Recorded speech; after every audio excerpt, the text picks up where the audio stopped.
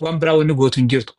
Silkii isaanii san koottaa koodii banaa as keessa maaltu jira maaltu kanaan isin gee jaanii ilaalanii yoo dhaban wanni takka hin jirtu wanna kun waa takka hin jirtuuti shakkiidha shakkiin ijoolleen shakkite kun falmataa fi tafakkuriitu dogongoraan shakkee wanni san qulqullooytee jirti wanni takka hin jirtu jaaniituma silkii jaraa deebisanii xiqqoo wallaansa barbaadus karaa wallaansaa oofani. Akkasitti anama akkasitti naman akkasiitu irra furmaataa jeetiin aman. Gabaabsa ayyee boonaa kan galatoome laal maaltu jira seete bilbilli kun ulamaa'ii bira akka itti dhaquu hin qabnee fi qaama seeraa harka bira dhaqoonni qabduu fi dhuguma maamma bayaan yoo waan kana raawwatee jiraate yakka dhalootaa taa beeki si galee yakka dhalootaa hoggate immoo quraana hin dabsine yookaan quraana baasuuf hin deeman waan kana sheekotii bira dhaqaniif qaama seeraa harka dhaqaniiti hawaasa burjaajeessuudhaan ajandaan taaniin hawaasatti gabbaasuudhaan maamma bayaan yakka kanaa dalagee jaanii qaama seeraatiin gaafatamu. Si galee maaliif waa'ee hadiisaa fi wanti miti hol dhaban yakka dhalootaati waan ta'eef wanni kun yoo immoo wanni kun hayyaa maree fuutan akka ati jettitti sheeka bira geessanii silkii tana yoo silkii biraa sheeka biraa wanni kun soba ta'ee mul'ate aboo isintu shakke malee waan akkanaati miti shakkii miti. Maqaballeessi waan jaamusni jira bakka kanatti yoo ka dhugaan falmataan faan shakkii waan kana raawwatan qaama seeraatiin gaafatamuu qaba falmataanis. Tokko qabeenya namaa fuudhee deemuu isaatiin shakkiidhaan ragaa qabatamaa osoo hin qabnetti yoo dhuguma maamma bayaan immoo waan kana raawwatee jiraate qaama seeraatiin hawaasa burjaajeessuudhaan ajandaan taane hawaasatti gabbaasuudhaan wanta dhaloota balleessu godhuu isaatiin maqaa amantii dahoo godhatee wanta joon qaama seeratti dhiyaataa jechuudha. Akkanatti gamalachuttu abbaa badii halaafinata fudhatan jechuudha. Falmataanis maamma bayaanis bilbilli wanne itti qaama seeraa harka bira dhaquu qabduuf waan akkanaa kanaaf. Sheekotii bira osoo ulamaa irratti sheekarratti hadiisarra walolanii quraanarra walolan taate itti sokkee sheeka bira dhaquun sheekotiin teenya immoo kabaja qabdi ulfina qabdi wanta ijoolleen taafete wal nyaattee saafete wanne itti hogguu fiiganii isaan biraa yoo hagaan taate kabaja ulamaayitiifuu kun barbaachisa jee yaaduun yoo yakkii dalagame qaama seeraatiin gaafatama kunis shakkiidhaan yoo ta'u ta'e osoo ragaatti hin qabaatamne yoo waan kana raawwatu ta'e silkii isaa namaa fuudhuudhaan iccite namaa barabbaruudhaan yakka hedduun irra gaggeeffamaa jechuudha namni gidduu jiru kun nama qaama seeraatiin ammas aadama. Sinigalee akkatti ija saniitiin haalaan lolchuu barbaadeetu boona fi. Laal. Waan wayii jechuu dandeenya. Mee obsi takka bakka tanatti hin dubbadha. Jara keenya ani wala maamma bayaanii sin beeku wala ummata kanaa sin beeku ajandaan ani maamma bayaaniif uumuu jiraadhu inshaallah jiraachuuf hin ta'u. Kanaan yoo haasawa shakkii akkanaa jiraa namni shakku jiraate tuni haasawa dubbii dachii fi samirratti gartee akka dachii fi samitti adda fagaatteedha. An eenyuma abbaa kiyyaa teetitiin maamma bayaaniin maraadhu pheenxee godhii masqaleef duuba kaayititi manzuumaa masqalaa san shidadhu jaanii maraataadhaan. Maal jechuu haasawni kana?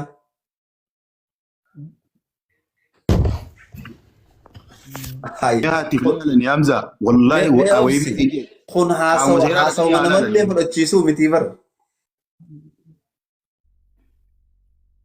Hamza falmataa sabaa. Falmataa waliin ba. Mataskaan irra kaayate sen sheeka miin dhaqee ture ni yaadattanii minamu. Sheeka miin gorsee sanboota dhiisee jee deebi'e hin dhiifne beeka dhunne micha kun. Laali amala maamma bayaanirraa. Dhageeffadhu kutakka tafakkur. Sheeyni kabajamaan sheeyni keenya kan nuti kabajnu isa biratti deebi'ee dubbisee gaafa sanis wanni akkasii ulamaa'ii teenya waan hin taane dibdi. Amma silkii tana fuudhanii sheeka biraa bira geessuu fi sheekotii as keessa naquun fi sheekotii as keessa naquun fi sheekotii as keessa naquun fi sheekotii as keessa naquun yaan qabneeti mallattoo nama fayyaan qabne. Rabbiin qabi gaafadhu rabbiin qabi. Aku nan je gaafadhu ati si. Adam. An laala maantana wallahi billahi talla waani maqaa rabbiitiin siifa kadhurraa. Maamma bayaan yeroo nuti eenyurraa qabnee hanga yeroo nuti deemnutti viidiyoolee waraabnellee ni jirti na biraan ammaa yeroodhaaf ta'u nama isiniif hin argaan. Waani maxxansaa viidiyoon ittis qaraanee jira yeroo nuti itti qaraanullee viidiyoon ni jira. Olin baafne malee.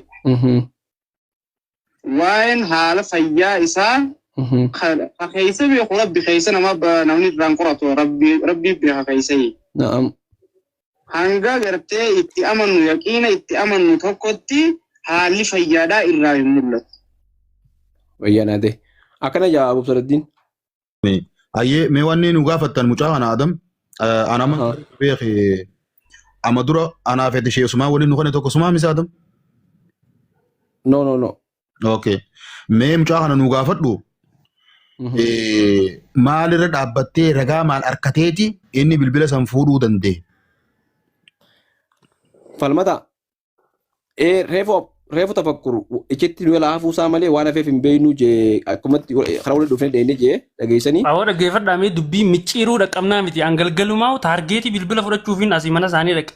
Kophaa kiyyaan dhaqe. Anaaf dhaggeeffadhu anaaf mucaa eenyu Munashid Misbaajaan tokko itti dawwaleetiin kophaa kiyyaan jira akkanatti inni akkana fiigaa jennaan kabira jiru Abdurrahmaan Abbaan tiktaaka kana jennaani kaanii hayyee yookas taane kaanii mana dheeyinaa.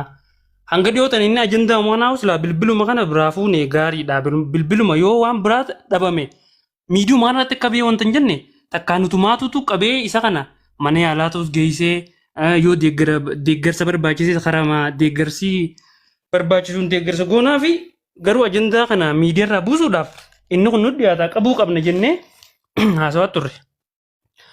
Waggaa 4 fi 3 ol wal beeknaa sirriitti wal beekna gaafa booniyyee fuudhus numa hafuusise isin nan beektan waan ta'eef. Ijoolleen imorratti barsiisan ustaazonni hundi boru ganama isinii gabbaa ragaadha kun. Jamaal Reefuu gisee akkasitti dubbatu dhimma dhuunfaa isarraa qabaa jechuu dandeessan. Ani isaa wajjin waliin beeku kunoo gaafadha amma Jamaal san. Garuutu mucaan isa bira taa'u kanuma akka ustaaz Maamad Bayaane abbaan tiktaa kana. Bilbilli isaa hundi jiraami.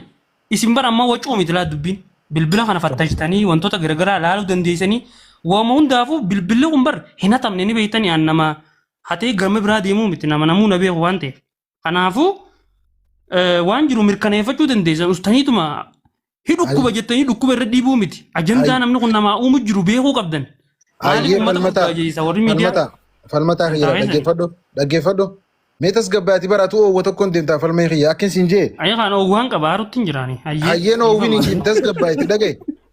Akki siin jenne ragaa qabatama isaan kun feeka ta'uu piraanki ta'uu wal mari'atanii godhan tiiktaak keetiin seenii silkii isaanii viidiyoo banii nu garsiisi miseejii isaa walii barreessan laali ragaa barbaannaa jennee bara. Amma akkamitti amanuu dandeenya? Laal falmataa keenya. Maal amantaa ragaa quraana hadiisa quraana raayin akka ragaa qabda Abu Mu'aazfaa waliin jaasan sii fidamoo. Lakkisanii ragaa isaan hadiisaa fi quraanaan walii galan. Baddo. Falmata haasawaa ijoolleetii fi nama guddaa si gaafatanii. TikTok keetiin kottuuti yoo silkii isaanii keessatti ragaa agartee dhageeffadhu falmata yoo ragaa agartee jiraate. Arguu dandeessu jiraate. Ragaa irraa Adam dalate Habiira jalqabarraa beeynaan isiniin jechuun jira mucaa jalqabarraa beeynaa ikhwaani jalqabarraa ilaa ammaa. Duuba jalqabarraa isaa beekaa nuti isa beenaa Sabruddin ragaa feena malee ragaa. Beenaa fuudhuu jala keenya. Anaaf dhiisaa. Silkii namaa fuudhanii deemuu nu bara hattummaa nama jechisiifti beektaa. Beenaa obsee. Amoosma. Attummaa gatummaa wassaariqa. Falmata. Falmata Abdallaa Abdi Qophee. Tole. Barjilaan jira isinii barreesseen. Tole. Hayyamee namni tokko naa gabbu abbu takka dobbii siin ol deebisaa naa gabbu. Falmata. Silkii meeqa? 4. Silkii 4 fuudhuun maal situ barbaachise tamaamu bayaan qofan fuutu. Inni ta'u mucaatu isaa wajjin laal miidiyaadhaa qulqullaa'anii eegas booda waan jiru baruu qaba namni. Atimma keetiin viidiyoo banadhu kanaan dhiisi keetiin banadhu. Kottu keetiin viidiyoo naa banadhu kottu naas bee. Namni dura hojjechaa ture ni beeyna dhugaadha nutis garuu Maamad Bayaan kana anilleen osoo inni imoo hin jalqabin dura waggaa 5 dura isa beeka maal akka inni ta'ee fi rakkoo akhlaaqaa fi kanarra rakkoo inni qabu ni hin beekan tolcheetiin beeka amma manaanillee mana 3-4 qofaan gidduu jira naafiisa. Ajandaa ammaan dura hojjechaa turee fi haalli ammaa inni keessa jiru garuu garaagarummaan isaa waan dachee fi samiidhaati.